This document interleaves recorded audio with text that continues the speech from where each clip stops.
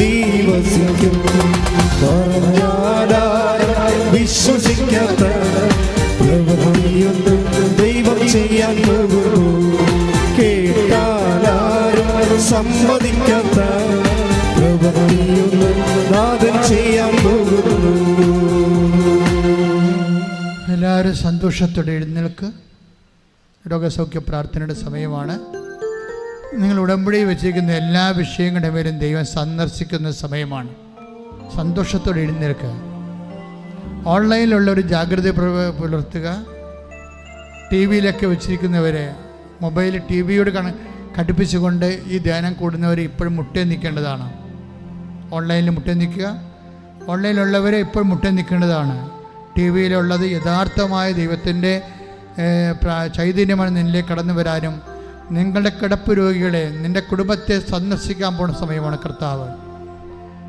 ദൈവത്തെ നിൻ്റെ കുടുംബത്തെ സന്ദർശിക്കാൻ പോകുന്ന നിൻ്റെ കിടപ്പ് രോഗികളെയും നിൻ്റെ കയ്യിലുള്ള പ്രമാണങ്ങളൊക്കെ എടുക്കുക. വിൽക്കാത്ത പുരയിടത്തിൻ്റെ പ്രമാണങ്ങൾ, ടി വിയിൽ ഈ സംഭവം കാണുന്നവരെ, ശുശ്രൂഷ കൂടുന്നവരെ, അവർക്ക് എന്താണ് ഉടമ്പടി വെച്ചിരിക്കുന്നത്, ആ ഉടമ്പടി വെച്ചതിൻ്റെ വസ്തുക്കൾ കൊണ്ടുവന്ന് നിങ്ങൾ ഈ സമയത്ത് മുട്ടേ നിന്നുകൊണ്ട് കണ്ണീരോടെ പ്രാർത്ഥിക്കുക.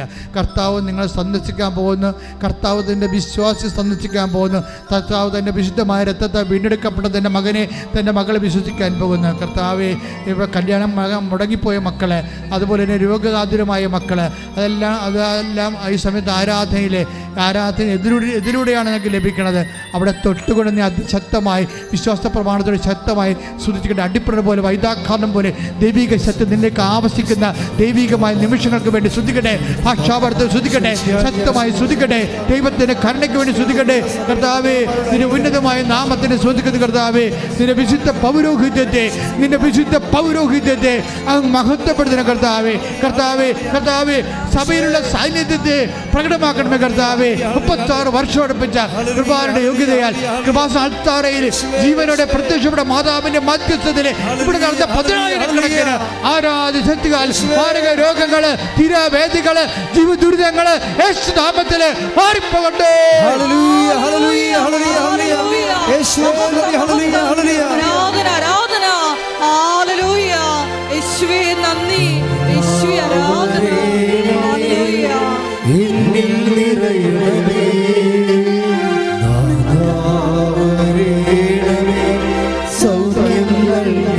ഒരുമിച്ച് എല്ലാവരും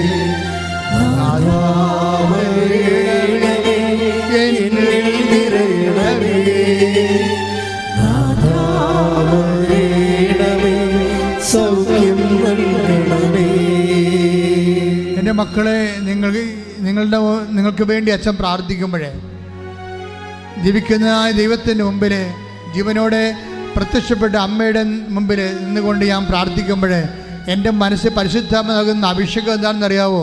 ഈ ജനം എനിക്കറിയത്തില്ലെന്നാണ്. ഈ ജനം എനിക്കറിയത്തില്ല എന്ന് പറഞ്ഞു കഴിഞ്ഞാൽ അതിൻ്റെ അർത്ഥം അതൊരു വാഗ്ദാനമാണ്. ഈ ജനത്തിൻ്റെ കരച്ചിൽ അവിടെ നിന്ന് അവരുടെ കണ്ണിൽ നിന്ന് കണ്ണീരെല്ലാം തുടച്ചു മാറ്റുമെന്ന് പറഞ്ഞ ദൈവത്തിൻ്റെ വാഗ്ദാനമാണെങ്കിൽ നീ മകളെക്കുറിച്ചോ മകനെക്കുറിച്ചോ ലഹരി പാനീയങ്ങളെക്കുറിച്ചോ അതുപോലെ തന്നെ മാരക രോഗങ്ങളെക്കുറിച്ചോ എൻ്റെ മക്കൾ കരയുന്നുണ്ടെങ്കിൽ, സാമ്പത്തിക തകർച്ചയെക്കുറിച്ചോ ജീവിത തകർച്ചയെക്കുറിച്ചോ നിങ്ങൾക്ക് അറിയുന്നുണ്ടെങ്കിൽ നിൻ്റെ ദൈവം അവർ കണ്ണുനീരോടെയാണ് വരണത്.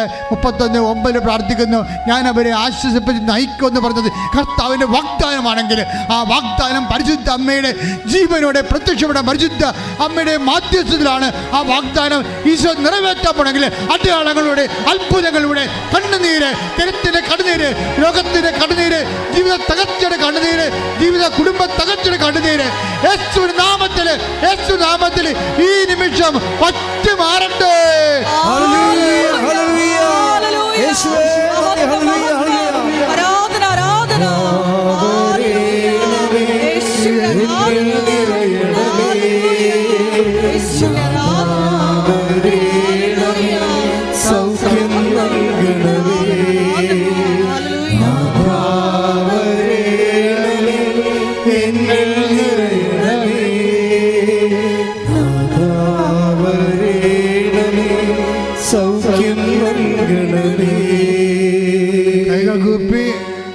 നെഞ്ചത്തോട് ചേർത്ത് വെച്ച്,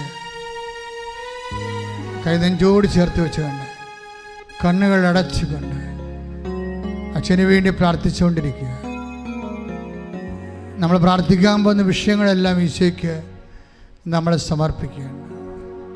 അകന്നുപോയ ഭാര്യാഭർത്തകന്മാർ, അന്താളിച്ച് നിൽക്കുന്ന കുഞ്ഞുങ്ങൾ, വൈരാഗ്യം കൊണ്ട് മനസ്സ് മൂടിപ്പോയവർ, വശ്യവും വൈരാഗ്യം കൊണ്ട് പരസ്പരം ഉപദ്രവിക്കണമെന്ന് ചിന്തിച്ചുകൊണ്ടിരിക്കുന്നവർ, അവരെല്ലാം അൾത്താരയിൽ സമർപ്പിക്കുന്നതാണ്.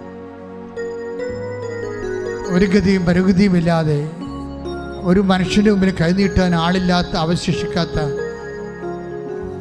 വല്ലാത്ത വേദന അനുഭവിക്കുന്നവരെ, വിവാഹം ഒത്തുവരാത്തവരെ, 10, 30, 31 വയസ്സായവർ, 10, 41 വയസ്സായവർ, 41 വയസ്സ് കഴിഞ്ഞിട്ടും പിന്നെ ജോലി കിട്ടാതെ നിൽക്കുന്നവർ, സ്ഥലമില്ലാത്തവർ, വീടില്ലാത്തവർ, വീടും വഴിയുമില്ലാത്തവർ, ഇങ്ങനെ വ്യത്യസ്തമായ ജീവിത മേഖലകളിൽ ഓരോ ജോലി ചെയ്യുന്ന ഇടങ്ങളിലെല്ലാം പലതരത്തിലുള്ള പ്രഷറുകൾ, ജോലി നഷ്ടപ്പെടുത്തി കളയാൻ പറ്റുന്നുള്ള വൈശാചികമായുള്ള ഗൂഢാലോചനകൾ നടക്കുന്ന ഇടങ്ങൾ എല്ലാം നീ കർത്താവിൻ്റെ തിരുസന്നിധി കണ്ണുനീരോടെ സമർപ്പിക്കുക. ദൈവ പൈതലേ, ഇപ്പോഴും നിൻ്റെ വീട്ടിൽ തന്നെ നിനക്ക് സമാധാനമില്ല. അവിടെ എല്ലാം ഗ്രൂപ്പിസമാണ്. പലതരത്തിലുള്ള ഗ്രൂപ്പുകൾ കൂടിക്കൊണ്ട് നിന്നെ എങ്ങനെ തകർക്കാം, ഒതുക്കാം, നിന്നെ എങ്ങനെ തട്ടിപ്പുറത്ത് കളയാമെന്ന് ചിന്തിച്ചുകൊണ്ട്, അതുപോലെ തന്നെ ഭാഗോടമ്പടി നടക്കാത്ത ഭവനങ്ങൾ, സ്ഥലം വിറ്റുമാറാത്ത കുടുംബങ്ങൾ, അതുപോലെ തന്നെ അങ്ങോട്ടും കൊടുക്കാത്ത കുടുംബങ്ങൾ, ഓരോരുത്തർക്കും കൊടുക്കേണ്ടത് വിധിച്ച് കൊടുക്കാത്ത കുടുംബങ്ങൾ, പലതരത്തിലും മക്കളെ പഠിപ്പിക്കാൻ നിവൃത്തിയില്ലാത്ത കുടുംബങ്ങൾ, അതിൻ്റെ പേരിൽ കലഹങ്ങൾ, ഭിന്നതകൾ, മക്കൾ മാതാപിതാക്കളെ എതിർക്കുകയും അവരിൽ നിന്ന് അകന്നു പോവുകയും അവരെ ശപിക്കുകയും, അങ്ങനെ പലതരത്തിൽ എന്തിനു ജീവിക്കണമെന്ന് അറിയാൻ പാടില്ലാതെ ആകപ്പാട് കെട്ടി നട്ടം തിരിയുന്ന യുവാക്കന്മാർ, യുവതികൾ, അതുപോലെ തന്നെ മറ്റുള്ളവരെല്ലാം രക്ഷപ്പെടുമ്പോൾ തനിക്ക് രക്ഷയില്ലെന്ന് വിചാരിച്ചുകൊണ്ട് ചത്തുകളയാമെന്ന് ചിന്തിക്കുന്ന നിരാശപ്പെട്ട മനുഷ്യരെ, ആ മനുഷ്യരുടെ മേലെല്ലാം കർത്താവിൻ്റെ കൃപ ചൊരിയാൻ വേണ്ടി ഈ നിമിഷം പരിശുദ്ധമ്മ ജീവനോടെ വന്ന് അവർക്ക് വീഞ്ഞില്ല എന്ന് പറഞ്ഞുകൊണ്ട് കർത്താവിനെ കളത്തിലിറക്കിയതാണ് അമ്മ.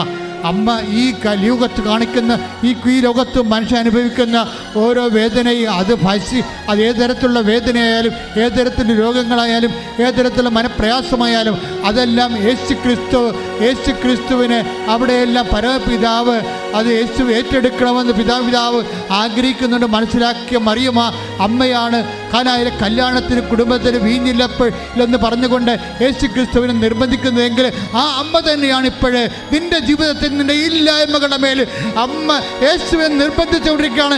ഈ നിമിഷങ്ങളിൽ ഓ ദൈവമേ, കാനായിലെ കല്യാണത്തിൽ എന്നതുപോലെ ആ യേശുവിടെ പ്രത്യക്ഷനാണ്, അമ്മയുടെ പ്രത്യക്ഷനാണ്. നിന്റെ ജീവിത വ്യവഹാരം, നിന്റെ ഇല്ലായ്മകൾ, വല്ലായ്മകൾ എല്ലാം അമ്മ ഇപ്പൊ യേശുവിനോട് പറഞ്ഞുകൊണ്ടിരിക്കുകയാണ്. ഈ പറത്തിൽ യേശു നിന്റെ ജീവിതത്തെ ഏറ്റെടുത്തുകൊണ്ടിരിക്കുകയാണ്.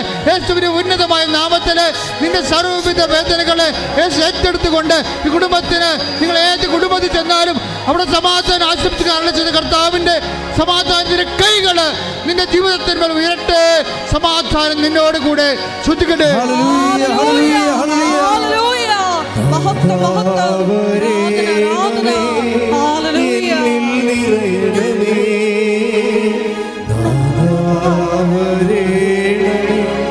സൗഖ്യം നൽകണമേ,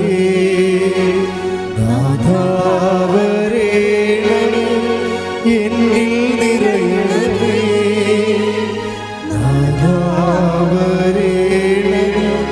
സൗഖ്യം നൽകണമേ.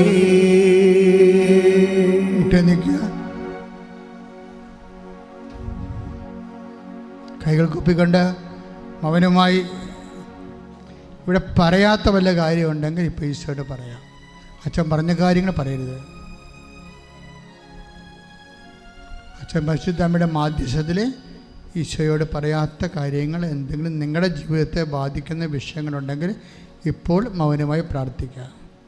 അതിന് സാക്ഷ്യം പറയാൻ ദൈവം നിങ്ങളെ സഹായിക്കും.